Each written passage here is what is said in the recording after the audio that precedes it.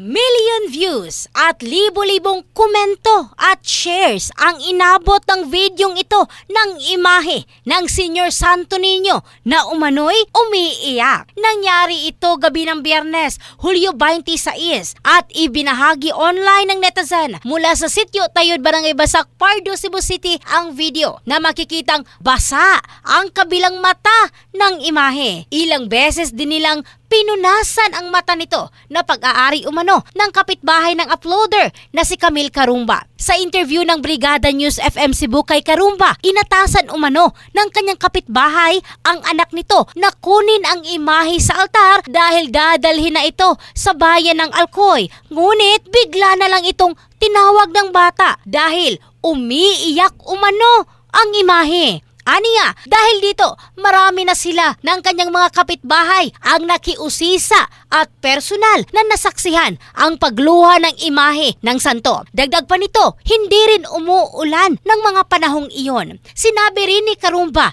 na halos 1 oras umiyak ang imahe at sa katunayan, ipinahid niya ang luha sa ulo ng kanyang anak sa pag-asang makatulong ito sa sakit na dinaranas ng kanyang anak. In the heart of changing lives. Ito si Michelle Craste ng Brigada News Philippines, the Music and News Authority.